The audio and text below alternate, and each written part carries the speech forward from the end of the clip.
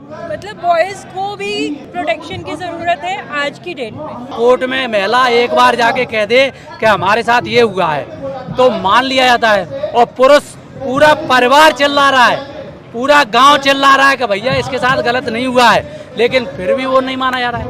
You know what, this guy is a Tollywood hero. मर्द भी ना बहुत कमज़ोर होता है अंदर से। किसी की भी वाइफ जो है वो अगर एडल्ट्री में आ जाती है तो पति को सबसे बड़ा दुश्मन समझने लगती है। हो सकता है मारने के बाद सांप से कटवा दिया जाए। इवन एनिमल्स के लिए भी आयोग है, लेकिन मेंस के लिए आयोग नहीं है। जजेस वगैरह उनका कोई मोटिव ही नहीं होता केस सॉल्व करने का, उनका ये रहता है कि कैसे भी आदमी से पैसा खींचा जाए। मेन को एक एटीएम की तरह देखा जाता है। वही मैं देख रही हूँ कि मैं यहाँ पर बहुत पुरुषों को देख रही हूँ, बट आपको देखकर मुझे लगा कि महिला भी आई है इसमें, तो ये क्या कहानी है? बस ये कि ये अत्याचार हो रहा है बुजुर्गों के ऊपर, ये बुजुर्गों के ऊपर अत्याचार है जो इसको देखना चाहिए। भी सह सकते हैं कि नहीं सह सकते। जो दो नंबर और जो राक्षस टाइप की जो औरतें होती हैं उनको सारे कानून पता होता है, उनको बाकी वकील भी सिखाते हैं कि आप इसको ऐसे पकड़ो, इनको ऐसे घुमाओ, इनको इस तरह से फंसाओ, इनको ऐसे से घुमाओ और ऐसे से इनको पीछे पीछे भगाओ अपने। अगर आपने गलत किया है तो आप उसकी सजा भुगतेंगे ही। सत्याग्रह इस शब्द का इस्तेमाल महात्मा गांधी द्वारा किया गया था, यानी कि शांतिपूर्वक तरीके से अपनी मांगों के लिए प्रदर्शन करना। ब्रिटिश शासन के दौरान ये शब्द का इस्तेमाल हुआ था, लेकिन अब है साल 2025। सत्याग्रह फॉर मेन जो है वो आयोजित किया गया है जंतर मंतर में, जहां पुरुषों के हक की लड़ाई के लिए ये पूरा आयोजन किया गया है। पुरुषों के खिलाफ जितने भी झूठे केसेस दायर किए जाते, कई तमाम केसेस ऐसे आए, जैसे कि अतुल सुभाष केस हो गया, जहां पर पुरुषों को प्रताड़ित किया गया और उनसे पैसे ऐंठने की कई बार कोशिश की गई। इसी के खिलाफ हजारों पुरुषों की लड़ाई है ये कि हमारे खिलाफ ऐसे केसेस हुए हैं, लेकिन उनका कोर्ट में कोई भी समाधान नहीं हो पा रहा है। तारीख पर तारीख आती जा रही है, लेकिन कोर्ट की तरफ से उन्हें कोई राहत नहीं मिल पा रही है। इसी सत्याग्रह फॉर मेन में पुरुषों की क्या कहानी है, सत्याग्रह फॉर मेन जो है वो आयोजित किया गया है जंतर मंतर में। आज उन्हीं से जानेंगे कि पुरुषों को लेकर उनकी क्या मांगे हैं और वो सरकार से क्या चाहते हैं। सर, आपका नाम क्या है? नमस्ते दिल्ली, मेरा नाम आनंद बागड़े है और मैं gender equality organisation Nagpur Maharashtra इससे बिलोंग करता हूं, और हम लोग वो चैप्टर लीड करते हैं वहां पे, और ये कार्य हम पिछले 20 सालों से कर रहे हैं। तो कुल मिलाकर क्या है एग्जैक्टली मांगे, आसान भाषा में समझाएं। इसमें ऐसा, यहाँ पे जितने भी लोग आज आप देख रहे हैं जो जमा हुए हैं, वो कोई भी पॉलिटिकल बैकग्राउंड से नहीं है, किसी को कोई फंडिंग भी नहीं है। हम लोग एक आम आदमी हैं। आम आदमी बोले तो मैं एक आम इंजीनियर हूँ, मैं ड्यूटी करता हूँ। मेरे साथ में 25 लोग जो मेरे साथ में आए वो भी पूरे प्राइवेट जॉब वाले हैं, गवर्नमेंट जॉब वाले हैं। वो आज उन्होंने यहाँ पे एक उपस्थिति दर्ज की है। इसके बैनर के नीचे जो हमारा सेव इंडियन फैमिली का मेन वेलफेयर ट्रस्ट है, लेकिन ये आप यहाँ पे देख सकते हैं कि जो भीड़ जमी है उसमें ऐसा कोई भी नहीं आपको दिखेगा कि जिसको कोई एक एक्सटर्नल फंडिंग है। तो आप ये समझिए कि 20 साल से जो हम लोग देख रहे हैं उसमें कुछ तो इफ़िशेंसी या कुछ तो ये रहेगा कि इतना लोग निस्वार्थ भाव से यहाँ खड़े हैं, जबकि उनके साथ में ये हो चुका है। लेकिन आज हम जो खड़े हुए हैं वो हमारे लिए नहीं खड़े, हमारा जो होना है हो गया, लेकिन आगे वाले पीढ़ी को हम क्या दे सकते हैं उसके लिए आज हम खड़े हैं। क्या आपसे भी जुड़ी कोई कहानी है जो आप बताना चाहेंगे कि किसी पुरुष को आपने देखा हो ऐसे प्रताड़ित? नहीं, देखिए, हम तो कहानी डेली का देखते हैं। हम लोग वीकली मीटिंग्स ऑर्गेनाइज करते हैं एवरी सैटरडे धंतोली गार्डन में नागपुर में 6:30 से 8:30 2 घंटा हम लोग देते हैं, बिकॉज ऑल आर वर्किंग। तो वो अपना 2 घंटा देते हैं। तो जो भी विक्टिमाइज होता है इसके लिए जो है हम लोग एक अवेयरनेस कैंपेन भी करते हैं। हम कैलेंडर बांटते हैं हर एक पुलिस स्टेशन में, जिसमें कि हमारा जो एक हेल्पलाइन नंबर है 8882498498। तो इवन पुलिस वाले भी हमको बोलते हैं कि देखिए, वो जो विक्टिमाइज जो रहता है वो पूछता है कि अभी मेरे लिए कौन सी जगह है, तो वो कैलेंडर की तरफ में, वो नंबर की तरफ में उंगली करके बोलते हैं, दिखा के बोलते हैं आप यहाँ पे कांटेक्ट करिए। उसी में एवरी वीक 7 विक्टिम्स हमारे पास में आते हैं कि यानी पुलिस भी कैलेंडर का नंबर दिखाती है कि आप इनसे संपर्क। हम लोग कैलेंडर हमारा एनजीओ का बांटते हैं, उसमें एक नंबर है 888249 जो all over India free of cost है। उसमें वो कॉल करने के बाद में वो हमारे से संपर्क में आते हैं, फिर हम लोग उनका एक काउंसलिंग करते हैं, और वो भी फ्री ऑफ कॉस्ट। वो जो 2 घंटा जो हम उसमें करते हैं उसको वो एक कंधा देते हैं कि पापा नहीं, तू ही अकेला नहीं, हम भी है, हमने भी झेला है, जो ठीक है ये समय है, लेकिन ये समय भी बदलेगा। क्यों? ये सब जो काउंसलिंग हम क्यों करते हैं? क्योंकि सुसाइड से नहीं होना चाहिए, आपको फाइट करना है विदाउट वायलेटिंग द लॉ। तो लॉ को जो है जिस तरीके से हमने समझा है, तो वो उनको हम उस तरीके से फाइट करने का हम उनको प्रोत्साहन दें। अच्छा, मांगे बताइए क्या क्या? हमारी मांग यही है कि पुरुष आयोग बनना चाहिए। आज हम यहाँ पे जो है, यहाँ पे इतिहास लिखेंगे, यहाँ पे इतिहास लिखे हम लोगों ने, ये इतिहास में दर्ज जरूर होगा कि यहाँ पे इतने ऑल ओवर इंडिया से सभी लोग आए सिर्फ पुरुष आयोग के लिए। क्यों पुरुष आयोग की मांग कर रहे हैं हम लोग? क्योंकि अभी किसी के पास में भी कोई फिगर नहीं है कि एक पुरुष के साथ में वो क्या कर रहा है, वो क्या झेल रहा है। वो पता करने के लिए आपको कुछ तो एक लगेगा जो डाटा कलेक्शन करेगा। अभी बाकी आयोग है, लेकिन इवन एनिमल्स के लिए भी आयोग है, लेकिन मेंस के लिए आयोग नहीं है। आज समय की जो मांग बोल रही है कि अभी ये बढ़ चुका है, अब इसके लिए जब तक के आयोग नहीं बनेगा तब तक कि उनको पता नहीं चलेगा कि किस प्रकार से आदमी हर जगह से मारा जा रहा है। वो एक बेटा बन के, एक भाई बन के, एक नौकरी करने वाला नौकर बन के, बीवी को मेंटेनेंस देने वाला बन के, लास्ट तक के वो डिप्रेशन में आके सुसाइड कर रहा है। वो नहीं होना चाहिए। और देखिए ये जो वर्क फोर्स है, जो बोलते हैं गवर्नमेंट बोलती है कि 35% मेरे पास में वर्क फोर्स है, यानी कि यंग वर्क फोर्स। अगर ये यंग वर्क फोर्स अगर वो केसेस हैंडल करेगा तो how he can contribute the Indian economy और अपना भारत देश आगे कैसे जाएगा? आपको नहीं लगता कि कुछ जो पिछड़ी वर्ग की महिलाएं हैं वो दबाव में आकर ऐसा नहीं बोल पाती हैं कि मेरे साथ ऐसा हुआ, मेरे साथ ऐसा हुआ है? अगर ये कमीशन बन गया तो उनके ऊपर और ज़्यादा जोर पड़ जाएगा आगे ना आने का। नहीं, देखिए दबाव कैसा बनेगा। ऑलरेडी जो है वुमेन्स का कमीशन है, वो अपने बात वहाँ रख ही रही है। आदमी के लिए तो कोई है ही नहीं कमीशन, वो बात कहाँ रखेगा? मेन है कि जब अपन बोल रहे हैं कि बाबा दोनों इक्वलिटी की बात करेंगे तो दोनों को एक समान अधिकार दिया क्यों नहीं जा रहा है? जब उनके लिए आयोग है तो फिर आदमियों के लिए भी आयोग बना दीजिए। वो उनकी सुनेंगे कि इनकी सुनेंगे? आपको नहीं लगता कि अभी और भी जेंडर्स आ रहे हैं, जैसे LGBTQ वाले भी आ रहे हैं, तो कल को अगर वो आ गए कि भाई हमारे लिए भी नेशनल कमीशन बनाए तो फिर उनके लिए कमेटी बनाई गई है? मैं कमीशन की बात कर रही हूँ। नहीं, देखिए उनके जो प्रॉब्लम्स है फिलहाल में, देखिए they are not going towards marriages, है कि नहीं? उसमें वो जो तुम्हारा एक अपने इंडिया का एक सबसे स्ट्रॉन्ग बात क्या है? Family structure. मैरिज इंस्टीट्यूशन है, लेकिन वो इंस्टीट्यूशन अभी ये सब चीज़ों से कमज़ोर होते जा रहा है। मैरिज इंस्टीट्यूशन ही कमज़ोर नहीं होते जा रहा है। Even you go for the work place, sexual harassment at work place bill, we are not safe in walking in the street also. कहीं पे रेप केस लग जाएगा। आज एक इंसिडेंस ऐसे ही हमारा महाराष्ट्र में हुआ था, बस में सीट नहीं दिए औरत, वो गुस्से में रेप केस लगा दिया। मतलब जितने भी झूठे केसेस हैं उनके खिलाफ सख्त कार्रवाई होगी। देखिए हम झूठे केसेस आपको नहीं बोल सकते। अब अगर वो कुछ भी कंप्लेंट डाल रहे हैं तो that should be investigated properly, है कि नहीं? यहाँ पे क्या होता है कि जो महिला ने एक बार रेटिंग में दे दिया, उसी को सच मान लिया जाता है। ठीक है, उसके बाद में वो एक्विटल होता है, कितने साल बाद? 20 साल बाद। लेकिन वो उस वक्त में उसने स्टिग्मा क्या झेला था, उसका हिसाब कौन देगा? आज जैसे हम लोग हैं 20 साल से झेल रहे हैं, हमारे 20 साल कोई वापस ला के दे सकता है, लेकिन फिर भी हम लोग ये बोल रहे हैं कि नहीं, आगे के 20 साल वैसे ना हो। क्योंकि किसी का बच्चा भी अगर फंस रहा है तो उसके साथ में महिलाएं भी पीड़ित हो रही है, उनकी माताएं हो रही है, उनकी बहनें हो रही है। वो नहीं होना चाहिए। तो आपकी लड़ाई महिलाओं के खिलाफ नहीं है, इक्वालिटी के लिए। देखिए इक्वालिटी की ही हम बात करेंगे। हम ऐसा नहीं बोल रहे कि महिलाओं के खिलाफ है। मैंने पहले भी बोला कि खिलाफ रख के करना क्या है। मैं वो ये बोल रहा हूँ कि जो मर्दों की जो बात है, आज के तारीख में मेंस इतने जो जमा हुए हैं, जो आपने सुना भी है कि 2 लोग तो बिहार से साइकिल चलाते हुए आए। कुछ तो इसमें ये फ्रीक्वेंसी रहेगी, वो उसको सरकार को या मीडिया के आपके सबसे मेन जो स्तंभ है, उसके माध्यम से हम ये मैसेज देना चाहते हैं बस कि ये भी एक इशू है और उसको इनकाउंटर करना। कहाँ से आई हैं आप? मैं चंडीगढ़ से। क्या नाम है आपका? दुर्गा शर्मा। ठीक है, तो क्या कहना है सत्याग्रह फॉर मेन के लिए?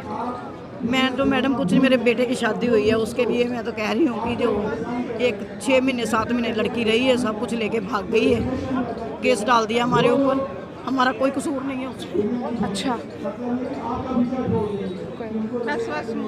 नहीं मैम, कोई बात नहीं मैम हिम्मत से बताइए आप, मतलब इसीलिए तो सब लोग आए हैं। वही मैं देख रही हूँ कि मैं यहाँ पर बहुत पुरुषों को देख रही हूँ, बट आपको देखकर मुझे लगा कि महिला भी आई है इसमें, तो ये क्या कहानी है? बस ये कि ये अत्याचार हो रहा है बुजुर्गों के ऊपर, ये बुजुर्गों के ऊपर अत्याचार है, जो इसको देखना चाहिए। भी सह सकते हैं कि नहीं सह सकते? अभी कोर्ट में चल रहा है केस। लड़की ने केस डाल दिया। क्या क्या आरोप लगाए? 4 केस हैं, सारे ही केस डाले हुए हैं। लगा सकते थे, सब लगाए, बहुत ध्यान रखा गया है, सब कुछ है। बस इतना ही कहना चाहेंगे, महिलाओं को राइट्स मिले हैं लेकिन उनका मिसयूज ना किया जाए, क्योंकि इसके लिए बहुत लंबी लड़ाई लड़ी, ज़्यादा सफ़र कर रहे हैं इंस्टेड ऑफ गर्ल्स।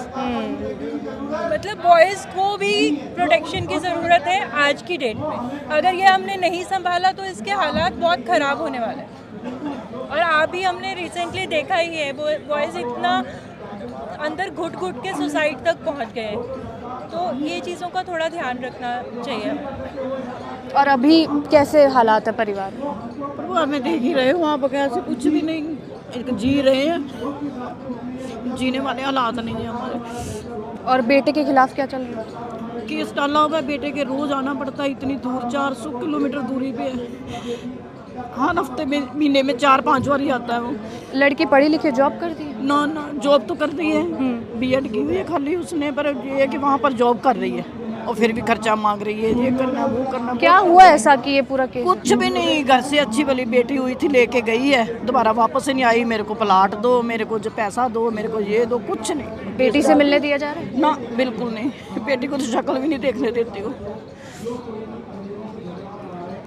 तो यहाँ पर आपको लगता है कि बनाना चाहिए पुरुषों के लिए एक हिम्मत बननी? बिल्कुल बननी चाहिए, मैं तो कहती बननी चाहिए। लड़के भी तो बेचारे कुछ करें, आगे आएंगे, लड़कों को तो पूछते ही नहीं है। लड़कियों को क्या है, जो सब कुछ लेके तो भाग जाती हैं, उनको पूछता ही कोई नहीं।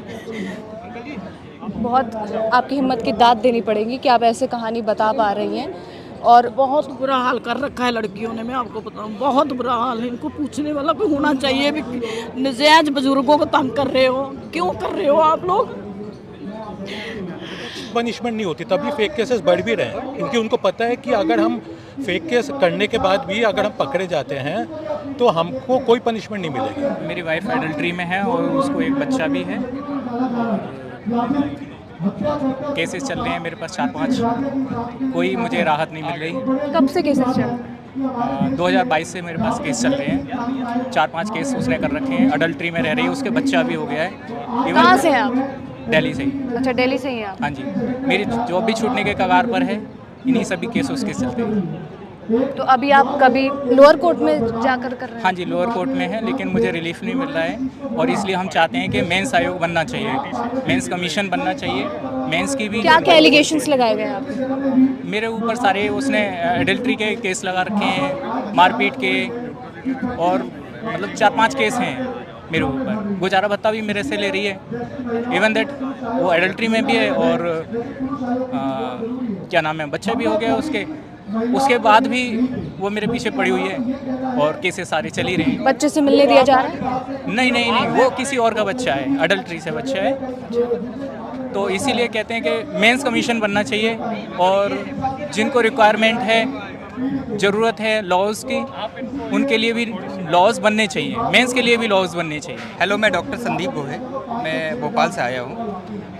जैसे कि 498 डोमेस्टिक वायलेंस 125 जो भी नए और जो NBA में जो भी हुआ है, 498 जब बना था और डोमेस्टिक वायलेंस जब बना था तो ये महिलाओं के एक्चुअल में जो प्रताड़ित होती थी उन लोगों के लिए बना हुआ था ये।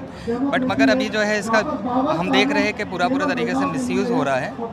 और जब डोमेस्टिक वायलेंस की बात आती है तो डोमेस्टिक वायलेंस में ये हो रहा है कि महिलाओं का किसी भी मानसिक शारीरिक तरीके से परेशान करना, यानी वोकैबुलरी कुछ बोल देना उसे, या तो फिर उसे जो है शारीरिक रूप से परेशान करना। मगर आज के टाइम में ऐसा कुछ भी नहीं होता है।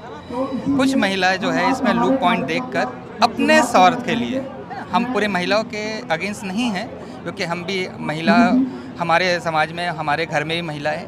कुछ महिलाएं जो है इसका जो है मिसयूज़ करती है, इसमें लूप पॉइंट देखकर, और उसमें जो है अपना स्वार्थ के लिए फिर जो है वो सामने किसी को भी केस लगा देती है और चाहते ना चाहते हुए वो उसे जेल हो जाती है और वो जो है एक बहुत बड़ा स्टिग्मा और एक बहुत बड़ा एक इशू हो जाता है उसकी पूरी फैमिली के लिए, और वो बहुत ज़्यादा परेशान होकर कभी कभी लड़का सुसाइड भी कर लेता है। 125 ओके 125 जो है अभी जो चेंज हो गया है BNS में, वो 124(8) हो गया है, जिसमें कि महिला जो 498 या डोमेस्टिक वायलेंस या किसी कारणवश से पति से अलग रह रही है, तो वो कोर्ट से अपने मेंटेनेंस की गुहार करती है, जिसमें कि उसे वहाँ रहने का खर्चा और अपना गुजारा भत्ता, अगर बच्चा है तो उसके लिए भी गुजारा भत्ता, ये डिमांड उनकी होती है। बट मगर यहाँ पे भी एक चीज़ ये हो रही है कि शी इज़ ऑलरेडी एजुकेटेड और वो बहुत अच्छी जॉब कर रही है, उसके बावजूद भी जो है लॉ का मिसयूज़ यहाँ पे भी हो रहा है। तो ये सब चीज़ें आज के टाइम में देखी जा रही है।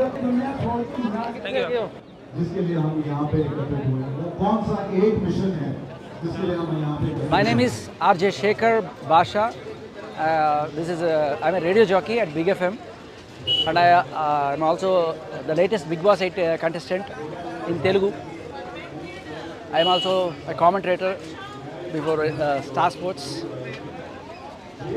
I'm a TV anchor also, and an activist, men's rights activist. Why you are here, sir? So I am here because I saw a video on YouTube fighting for men's rights. Okay, there are people of the same feather, so I want to support them and get support for the cause that I am fighting. So I came here. Who is he? He is a pharma scientist from Hyderabad. He killed himself because of his wife, just like Atul Subhash. Atul Subhash has become a big news, like wildfire. It caught up in the entire India, but this happened 4 days back. 4 days. He separated from his wife. His wife put some allegations on him, and he was not allowed to meet his daughter. His daughter was 6 years old, so he was staying away. But on his daughter's birthday, he wanted to give her a gift and wish her. He went there to the mother's house, and he was brutally beaten and thrown out of that house. The mother and his in-laws. He was not allowed to even meet his daughter. He was thrown out of the house, and he was also put into false cases, like he tried to kidnap the daughter. I want equality in law. It's not man or woman. It's a person. It should, whenever they write a law, it should mention as a person, not husband or wife. It should represent as spouse, anybody. And like she teams, there should form he teams. When you go to a police station to complain about your wife, or if you are tortured by a woman or blackmailed by a woman, there is no support for a man. So you see this 493 section. I show you one more guy. He is Johnny Master is a famous choreographer, national award winning choreographer. He was awarded national award this year and was rejected because he was framed into a POCSO case by a major. So there was an assistant choreographer who joined him at the age of 17 years, 364 days. Technically she was minor. Then they developed an FIR. After 5 years, she claims that he is raping her since 5 years. And because the day of their meeting was when she was minor, she can file a POCSO case. Even now, right now, she is 22 or 23. She is put a POCSO case, 376 on him. So this has become a fashion. There might be a Nirbhaya, there might be a Disha, there might be a Calcutta rape case. That is true. We should stand by them, no doubt.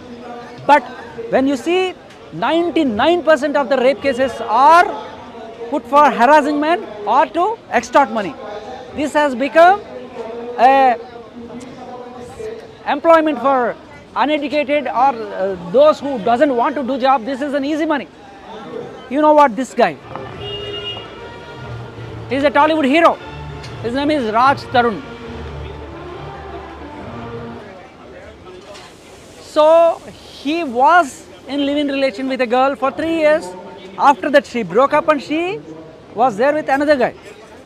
And she filed a complaint on the another guy that he raped her.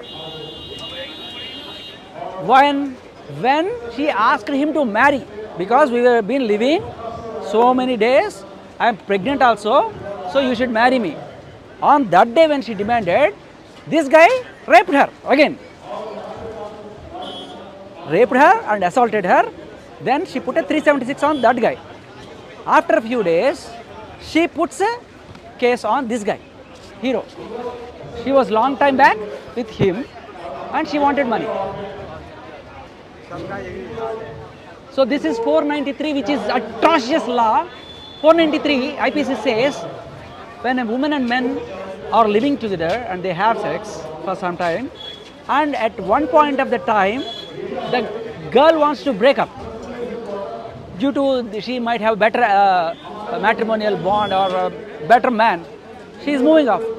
The guy should keep quiet. He cannot ask. If he asks, he would be put a case and she teams will arrest him. If the same thing happens, if the girl breaks up, we can't do anything.